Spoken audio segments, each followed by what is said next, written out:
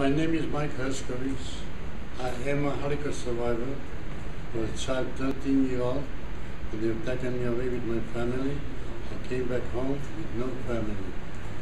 The family went to Auschwitz, and they never came back home. So I started life when I was 13 for myself. I'm today close to 85, and I'm here with telling the stories.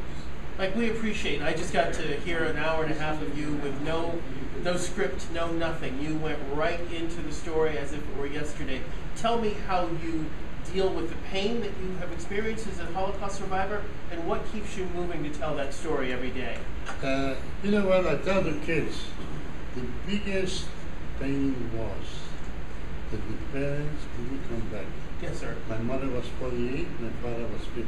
Yes. And I said to kids that they never seen me be alive, they never seen me succeed in life, they never seen grandchildren, they never see great-grandchildren.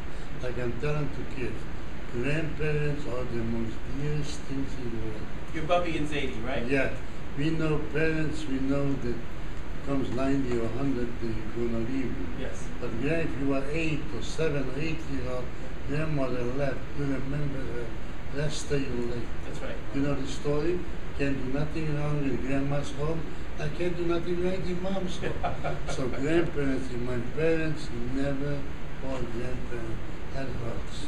Yeah. Tell me how you move through your life today without holding any bitterness. You seem like a happy man, you're well dressed, you have a beautiful shirt and tie on, a loving family. How do you move through your life without any bitterness? My family. I know because I got 5 great-grandchildren. 5 great-grandchildren. Yes. And I got 4 grandchildren. I mean, I got 2 grandchildren, 5 great-grandchildren. I got a son to go over my business. Sure. They're doing very well. So life goes on, and I mean, you can't just sit back and be bitter, you know. So I just got to get over it, and I move on, and I go on life, and I hope to live for a while and tell the story. Yeah, well, you're doing a great job now. I have another question to ask you.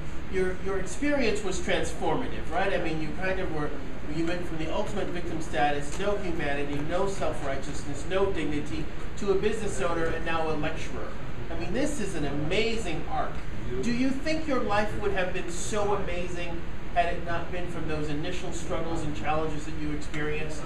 Did it empower you to do more, you think? It's something it's hard to answer. Yes. I don't know. But I always, since I remember myself, yes, I always had power and always wanted to do. I always said yes. Anybody wanted something, I said yes. Yes. And that's what I did. I've been in many businesses. Yes. I made money, lost money, had businesses and lost. But I always, anybody, you approach me tomorrow for yes. a good deal, I'm going to say yes. I'll keep that in mind. Good or bad, I'll say yes. And I've been on. So I'm hearing you talk about survival has to do with personal conviction in some ways, right? I mean, that's what you're saying, this personal conviction to be humiliated, to be dehumanized, to be demoralized in every possible way.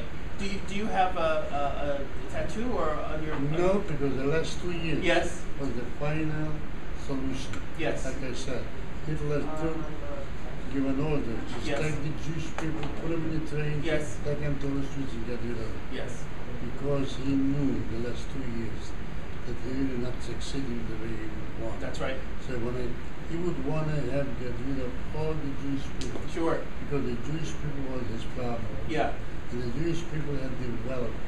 And he promised the poor world in Germany, if we were able to get rid of the Jewish people, you people going to have the right. Yeah. And you're going to have all this story. Yeah. So that's what happened. But, you know... What's your hope for the world now, having endured this horrific experience in our world history? What is your hope? What's your hope for the world? I know it won't be in my lifetime. Yes. I hope that there's going to be peace. Peace. But you know, you got a country, Israel, which I believe that's a small and a prosperous country. Yes. And you can't have no peace. Because my opinion, if the Arabs and the Jews would get together, sure. it would be the richest part of the world. Mm-hmm. Mm-hmm. Because there is something with mind, there is something with one. But the people just, I don't know why people can't get along. Yeah, why can't we all get along? Just as we close today, ask or tell your audience what you want people to know about the Holocaust experience. It should never be forgotten. It's part of our world history. It's part of all of our history, part of humanity. What would you like for people to know? This film will live forever, right? And so what do you want people to remember about it? What do you want people to always know? What are the stories you tell your grandchildren as The we close? story today is, first I want the schools which going to come to study it. Right? This way But they put can- that in the curriculum, the Yeah, Holocaust, and that's make right. sure it You're never gets working. forgotten. You're And working. accurately, right? Not, Yeah, you're working on it already, right? So that's what, and I would like to, parents, carry Parents? on the child carry on, but I'm afraid. Yes, what are you Just like afraid of? Anything else going to be fade away. Fade away. I give an example, just like the Indians. Yes. Fades away. The Native American, yeah. They don't make it fades away. Yeah. That's all it is. That's all you can read in books. If we have a lot of deniers. Yeah. And I was asked the question, Yes. what would you say to a denier? What would you say to someone who denied the Holocaust? What would you say? I'm going to answer you the same thing. I Okay. wouldn't lower myself even to talk to him. Because his mind is made up. Some of them know that happened, but he want to belong. His mind is made up, and he's going to die with his mind. Yeah. Impossible to change his mind. Well, that's why we're here today, to make sure this story, like many other stories of oppression and marginalization, continue in this world and forever to come. And I hope. It And will. that's what I'm trying to talk to young kids, young generation, and Yes. I tell them, don't just listen, hear me. Yes. And remember. Let me ask you one question just as I close. I want to know about how you make sure that young people don't have any shame around this issue and that they're proud. Because there's a shame and then there's pride. And so how do you move them from shame to pride? You know what?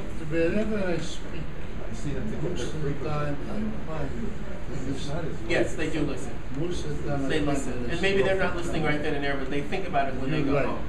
They Right. don't. Right. It's my pleasure to chat with you today, and it's a pleasure to meet you. I won't stand completely up, but it's a pleasure to meet living history. Thank you very much. Thank you very much. It was my pleasure to be here and to tell my story. And I hope they're going to remember something. Absolutely. Can't remember everything, remember something. Absolutely. Thank you very much. It's our pleasure to be here. Thank you.